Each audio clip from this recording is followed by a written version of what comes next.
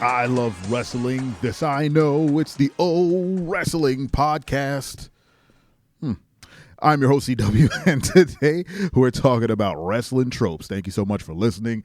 Make sure to hit that bell on YouTube and subscribe to the podcast on any and all platforms. Thank you so much for listening. I appreciate you. Let's get into it. You guys like wrestling tropes? Wrestling is built on tropes. Wrestling is one big trope that is continuously replayed to us on a weekly basis, whether it be SmackDown or Raw, Level Up, NXT, AEW, you name it. Doesn't matter. It's just full of tropes. And today's episode was inspired by a picture I saw on WWE.com for NXT. It said, check out these incredible pictures of what happened during NXT. And the first picture is somebody, I don't know anybody in NXT. It's somebody jumping on a group of somebodies they're on the outside, the guy's diving over the top rope on top of them. And that made me think, like, how many times have you seen a herd of people, didn't matter, just a milling about. They're all kind of fussing and kind of jostling each other around. And then there's one guy in the ring and he looks at everybody in the crowd and he goes, I'm going to do it. And then he bounces off one end of the ring and then dives on top of the pack to knock everybody over. And everyone goes, whoa. I mean, if that's not the most heavily used trope, I mean, Ricochet makes a career off of that. That's just his bread and butter. It could be 2 people, it could be 5 people, it could be 22 people, but they'll all tend to kind of just walk in a circle and just kind of shove each other for a little bit until the person is ready to dive on top of them. A good example is in the Elimination Chamber when Montez Ford climbed the cage and did like that weird flip drop thing on top of everybody. There was no reason for anybody to be waiting for him underneath there except to protect him. Obviously, it's they're all there to catch the guy, make sure he's okay, and honestly to take the pressure off of everybody else. So having him drop on one person is going to hurt that one person, but having him drop on like 15 people, whatever. But the fact that they kind of just all kind of pack together, they have to be very tight. So it's always funny to me when they're in a fight and then, this person is scheduled to do this spot and they go from kind of all being in individual battles to kind of grouping together in a very unorganic way and then looking up and going, oh no, and then catching the guy. Another example was on SmackDown. I think it was either last week a couple weeks ago, that injured Kofi Kingston was Drew McIntyre's big behind after somebody cleared the ring. I think it was Drew and Sheamus who cleared the ring. He went and dove over the top rope. Again, why everyone's diving over the top rope these days, especially these big guys, is beyond me. And then landing on top of them. There was no reason for all of them to be standing there. But it's always funny because they're there to catch it, especially someone as big as Drew McIntyre. That dude is enormous. He is a giant person.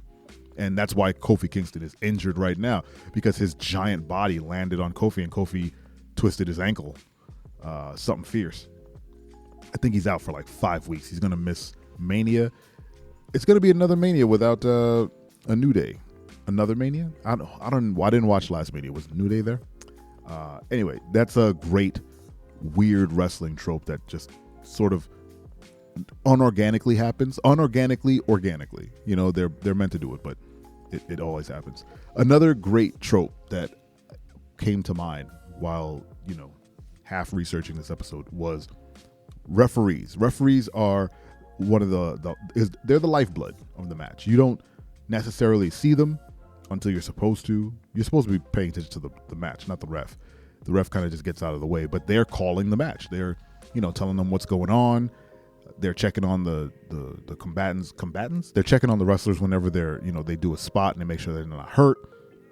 They're an integral part of some of the matches where, they'll take a shot and then, it allows the heel to go do heel stuff when the ref's not looking. But one of the greatest things in professional wrestling is the fact that these referees have glass jaws. They go down like a sack of potatoes. I mean, sometimes a ref will take a hit. Well, they'll take the weakest bump. They'll just kind of get shoved in the back. I think Earl Hebner was one of the guys who took the greatest crappy bumps. So someone would just kind of back into him slightly and he'll go, no, and he'll fall down on the mat and just be out for 20 minutes. and then the wrestlers get to do whatever they want. And then at some point, someone will kick him in the ribs and say, all right, we're done.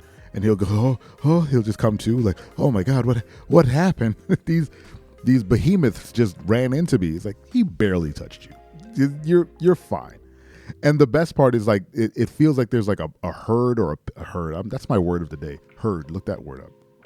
It feels like there's like a cage with a bunch of free range referees in the back.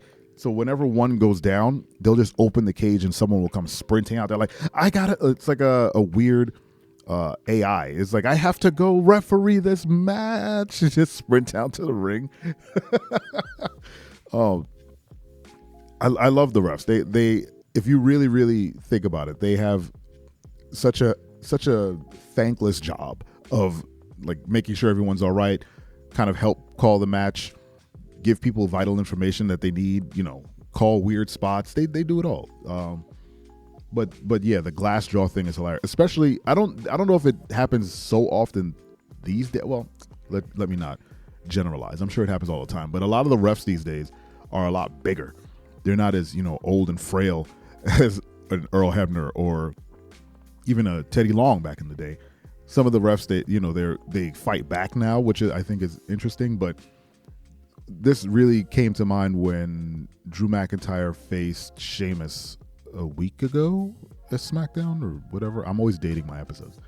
And for no reason, a second ref came out to count the match. I didn't see anything happen to the first ref to make the second ref come out.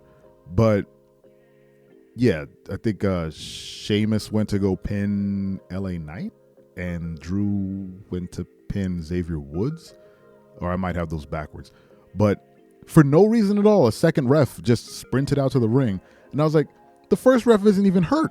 Like the first ref is completely fine. He's right there. Why is this other one coming out? It was such a strange moment. And it made me think of like, well, they didn't even go to the trope of knocking the first one out. Or maybe they did. And again, maybe I missed it, but I don't remember that ref being knocked out for any length of time where another ref would have to come in. But hey, maybe I missed something. But it was strange to just see a second ref show up. And that also made me think, it's like, there's just refs on deck. They have refs on deck, just like they have wrestlers waiting in the wings to get they bring their gear and they're ready to go. You just let them know. There's refs out there, they have their striped shirts and their Nikes, and they're just waiting.